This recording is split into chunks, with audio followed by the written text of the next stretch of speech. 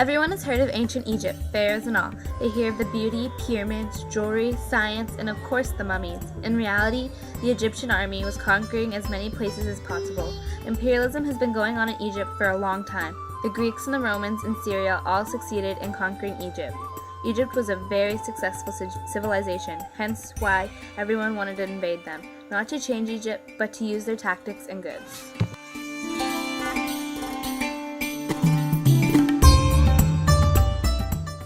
The Egyptians suffered many conquests of its time, but had a short break before the French invasion. After the 15th century, the threat of military European crusaders and Central Asian Mongols set the Egyptian system into decline. The defensive military challenged the civil society and the economy.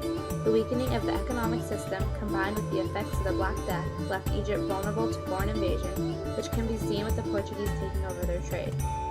In 1250, the Mamluks took over and maintained control until 1517. When Sultan Selim I conquered Egypt and it became part of the Ottoman Empire.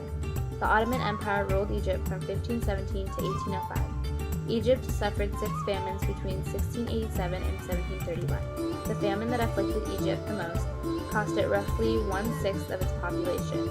Muhammad Ali's power came from a long civil war between Ottoman Turks, Egyptian Mamluks, and Albanian mercenaries.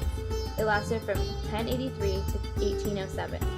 And Egypt gained its independence as a country within the Ottoman Empire. Led by Ali Bey, the Egyptians revolted against the Turks between 1796 and 1797 because they were unhappy about the high taxes and the bad economy.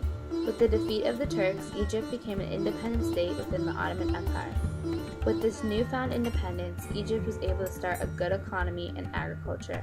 Then, in the 9th century, hereditary dynasties emerged that permitted local rulers to maintain control over the country's destiny.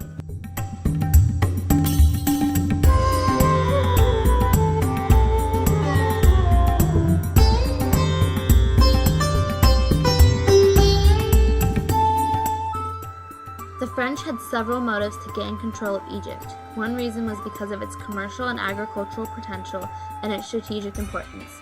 The Nile River supplied an annual flood that kept the surrounding farmland fertile. The French knew that if they gained control of Egypt, it could be used to threaten British commercial interests in the region and to block their route to India. Muhammad Ali encouraged Egypt to go into the cotton business, but it put many people out of the food business. Cotton was a big hit in Europe. Egypt was also a source of grain and raw materials for France.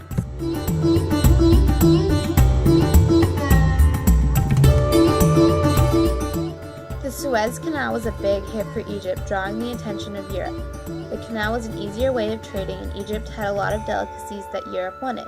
The canal was attached to the Nile River, which made Egypt have a good trading route. Napoleon swept into Egypt and took control of the delta, and the French had control until 1875. Britain went to Egypt to kick the French out, and they started buying stock in the Suez Canal secretly. The British stayed in Egypt to protect the country and their interests. Soon Britain owned majority of the canal and could make blockades to interfere with French trade. The British stated that Egypt was an independent country with Hussein Kamel as Sultan, but the British still had some power. Israel and Egypt fought in a war called the 6-Day War. The Israelis said the war was a military effort to counter what the Israelis saw as an impending attack by Arab nations that surrounded Israel. The war was against Syria, Jordan, and Egypt. Israel believed that it was only a matter of time before the 3 Arab states co-coordinated in a massive attack. In the end, Israel gained the Gaza Strip and Sinai Peninsula.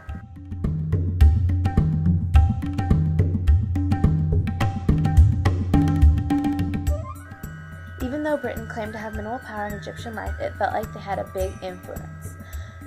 Lieutenant Colonel Gamal Abdul Nasser was interrogated about a group of people he had started. He denied knowing anything about it. The group was called the Association of Free Officers. Nasser was named chairman of the organization.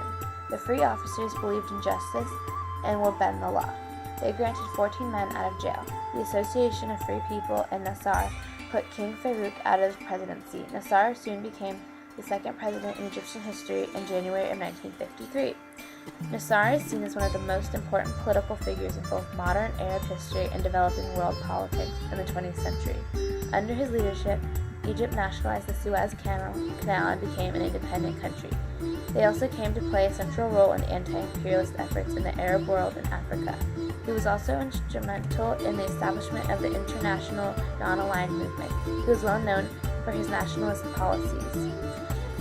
Even though his status as leader of the Arabs was severely tarnished by the Israeli victory over the Arab armies in the Six-Day War, many in the general Arab populace still view Nasser as a symbol of Arab dignity and freedom.